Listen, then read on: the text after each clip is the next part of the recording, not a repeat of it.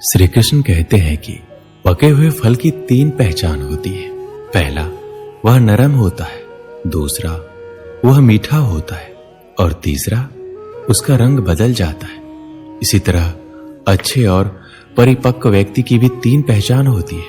पहली, उसमें नरमता होती है, दूसरी, उसकी वाणी में मिठास होती है और तीसरा, उसके चेहरे पे आत्मविश्वास का रंग होता है। घमंड में मत रहिए, अर्श से फर्श तक आने में वक्त नहीं लगता। नसीब में कुछ रिश्ते अधूरे ही लिखे होते हैं, मगर उनकी यादें बहुत खूबसूरत होती है। जो तुम्हें अनदेखा करे तुम उसे पहचानने से इनकार कर दो। जिक्र से नहीं, फिक्र से पता चलता है कि इस दुनिया में अपना कौन है। अकेले कमाते हो और पूरा घर खाता है तो घमंड मत करना, ऊपर वाले को धन्यवाद कहना कि इस काम के लिए भगवान ने आपको चुना है। इंसान का व्यक्तित्व तभी उभर कर आता है जब वो अपनों से ठोकर खाता है। कड़वा है पर यही सच है। हिम्मत मत खोना, अभी बहुत आगे जाना है। जिन्होंने कहा था तेरे बस का नहीं है, उन्हें भी तो करके दिखाना है। रिश्तों की कद्र करनी हो तो वक्त रहते कर लीजिए, वरना बाद में सूखे पेड़ को पानी देकर हरियाली की उम्मीद करना बेकार है। माना कि किसी से ज्यादा नाराज नहीं रहना चाहिए, लेकिन जब सामने वाले को हमारी जरूरत ही नहीं है तो जबरदस्ती के रिश्ते रखने से तो मतलब ही नहीं है। हर किसी की जिंदगी में समस्याएं हैं, लेकिन इंसान केवल खुद की समस्याओं को ही सबसे बड़ा समझता है। सिर्फ धोखा देना धोखा नहीं होता, बल्कि किसी के साथ अपनेपन का नाटक करना उससे भी बड़ा धोखा है। टूटी हुई चीजें हमेशा तकलीफ देती है, जैसे कि दिल, नींद, भरोसा और सबसे ज्यादा उम्मीद। कुछ बातें कांटों से भी ज्यादा तेज चुभती है। कांटों से मिला घाव तो कुछ दिन में भर जाता है, पर दिल पर लगी बात जिंदगी भर याद रहती है।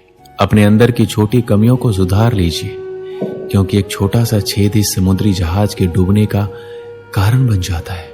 लोग कहते हैं खुश रहो, लेकिन मजाल है कि खुश रहने दे।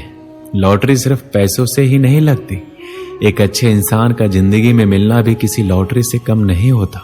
कभी कभी अपने ही अपनों का ऐसा तमाशा बनाते हैं कि वो अपना कहलाने के लायक नहीं रहते। सोच भले ही नया रखो, लेकिन संस्कार पुराने ही अच्छे हैं। जिंदगी जब कठिन समय में नाच नचाती है तो ढोलक बजाने वाले अपने ही जान पहचान वाले होते हैं। घोड़ा वही पर थम आता है जिसका सवार अच्छा हो, और उसी तरह परिवार आगे बढ़ता है जहां मुखिया समझदार हो। जिंदगी में धोखा मिले तो उदास ना हुआ करो, बल्कि शुक्र मनाओ कि किसी दोगले इंसान से पीछा छूटा। परिवर्तन से मत डरो। अगर कुछ अच्छा खोज सकते हो तो उससे भी अच्छा हासिल कर सकते हो। जो तुम्हें चाहेगा वो तुमसे कुछ नहीं चाहेगा, यही अटूट सत्य है। करने दो जो आपकी बुराई करते हैं। ऐसी छोटी छोटी हरकतें छोटे लोग ही क्या करते हैं। अगर आपके कुछ अपनों ने आपका साथ छोड़ दिया है तो समझ लीजिए आपसे उनका मतलब निकल गया है।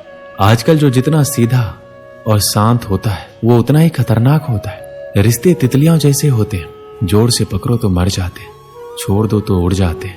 अगर प्यार से पकड़ो तो अपना रंग छोड़ जाते हैं। मैं उसी बात का जिम्मेदार हूं जो मैंने कही है, उसका नहीं जो आपने समझा है। संबंधों का जोड़ना एक कला है, लेकिन संबंधों को निभाना एक साधना है। जिंदगी में हम कितने सही और कितने गलत हैं ये सिर्फ 2 ही लोग जानते हैं, एक परमात्मा और एक अपनी अंतरात्मा।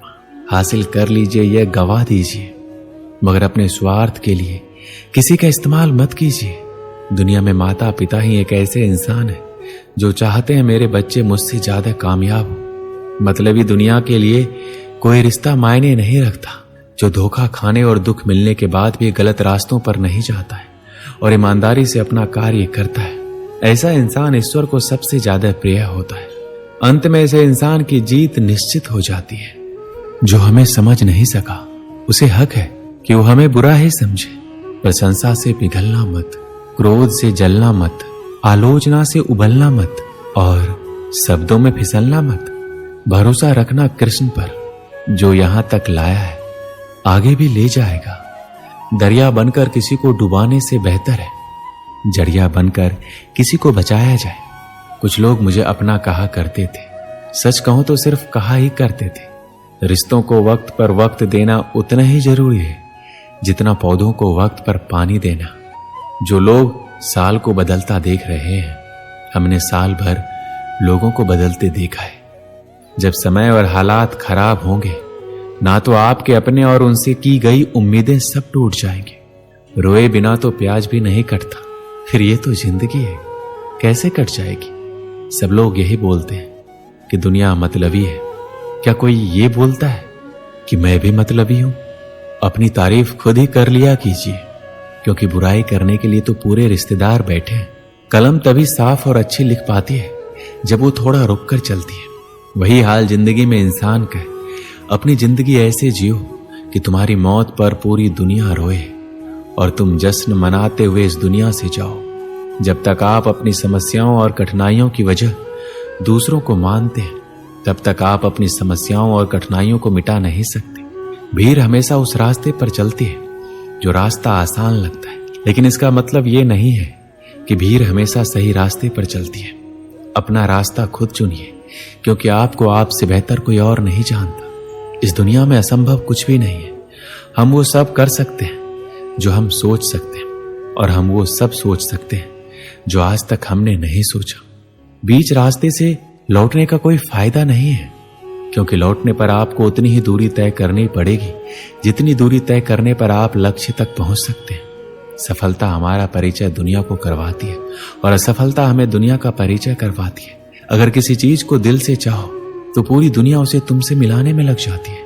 आप ये नहीं कह सकते कि आपके पास समय नहीं है, क्योंकि आपको भी दिन में उतना ही समय मिलता है जितना समय महान और सफल लोगों को मिलता है। जीत और हार आपकी सोच पर निर्भर करती है। मान लो तो हार होगी, ठान लो तो जीत। जिंदगी की कठिनाइयों से भाग जाना आसान होता है। यही जज्बा रहा तो मुश्किलों का भी हल निकलेगा। जमीन बंजर हुई तो क्या हुआ, वहां से भी जल निकलेगा। जिंदगी में आप कितनी बार हारे हैं ये मायने नहीं रखता, क्योंकि आप जीतने के लिए पैदा हुए हैं। बारिश की बूंदें भले ही कितनी भी छोटी क्यों ना हो, उसका लगातार बरसना बड़ी नदियों का बहाव बन जाता है। एक बार की बात है, एक गांव में एक व्यक्ति रहता था। उसे टीबी का बुखार था। वह अपना इलाज करवाने के लिए वह अपने पास के कस्बे में एक वैद्य जी के घर पहुंचा।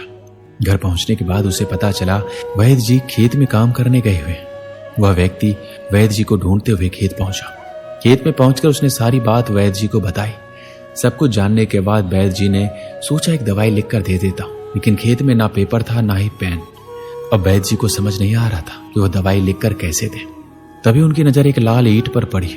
उन्होंने इस ईंट पर मिट्टी के टुकड़े से दवाई लिखकर उस आदमी को दिया और कहा, यह दवाई ले लेना और इसे पानी में घोलकर पीना। समस्या यह था कि वह आदमी अनपढ़ था। उसे वैद्य जी की बात पूरी तरह से समझ में नहीं आई।